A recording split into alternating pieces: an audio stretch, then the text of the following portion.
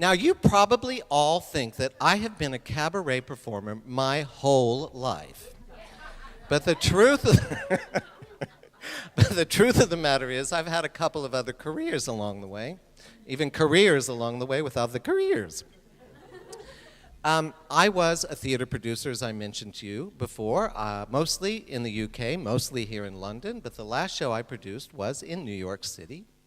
And before that, I was an investment banker, and that was before it was so controversial and so unfashionable, perhaps, and so profitable, absolutely. That was before the 9-figure bonuses. Sadly, I missed out on all of that, but that was a very long time ago. So when I decided to reinvent myself this time, I figured I need to study cabaret, and why not go to the best place to study cabaret? So I went to Tuscany.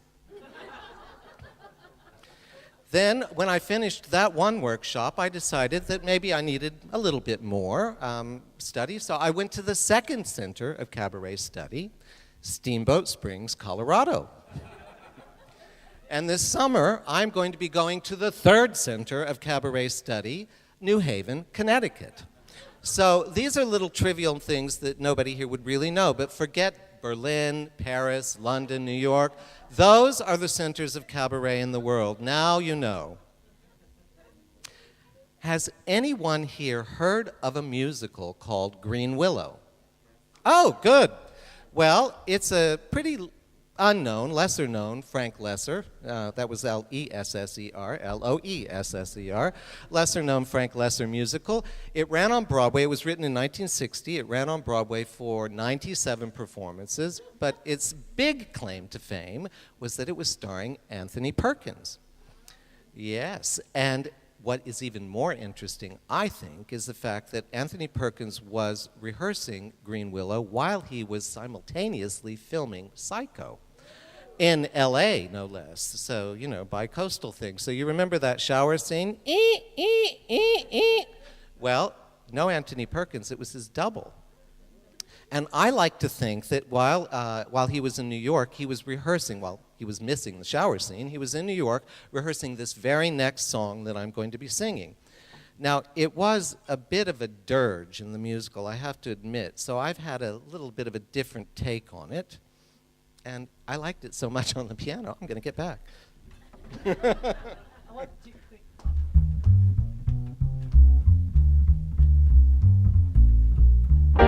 Never, never will I marry.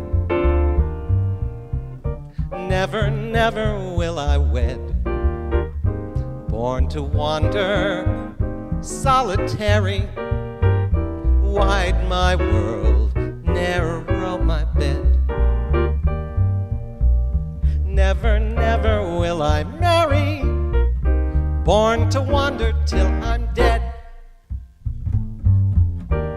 No burdens to bear, no comfort nor care, no memories to mourn, no turning, for I was born to wander, solitary, widen my world and narrow my bed. Never, never will I marry, born to wander till I'm dead. So I'll go my way by myself. This is the end of romance. I'll go my way by myself. Life is only a dance. I'll try to apply myself and teach my heart how to sing. I'll go my way by myself like a bird on the wing. I'll face the unknown, and I'll build a world of my own.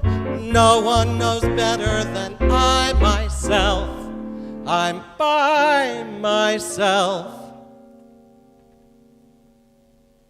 alone.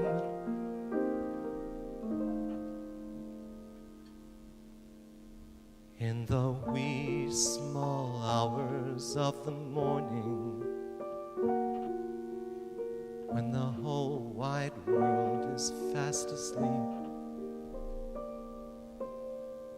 you lie awake about the girl and never ever think of counting sheep.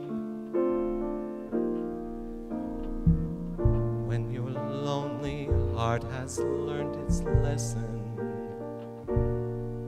you'd be hers if only she would call in the wee small hours of the morning.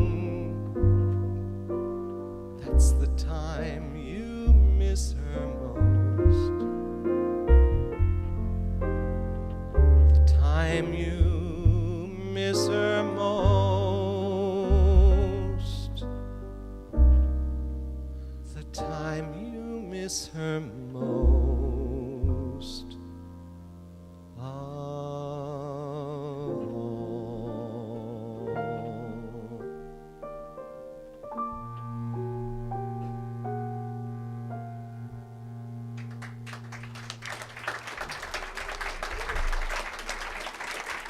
Thank you.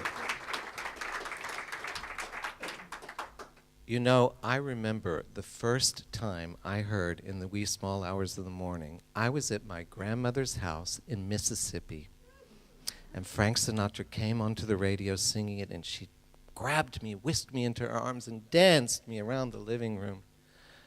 She was such a character. Bertha was her name. Bertha Garfinkel. She was a character, like I said. She'd have to be any Polish-Lithuanian immigrant finding herself living in the middle of nowhere in Mississippi with a name like Bertha Garfinkel. She would have to be. One day we were driving in the car. We were going down this long, straight road which was covered with the most beautiful canopy of cottonwood trees. And Bertha was barreling down that road at probably 100 miles an hour when she was pulled over by a policeman. He says to her, "Bertha, don't you know there's a 60-mile-an-hour speed limit on this here stretch of road?" To which she replied, "What? I wasn't making it?"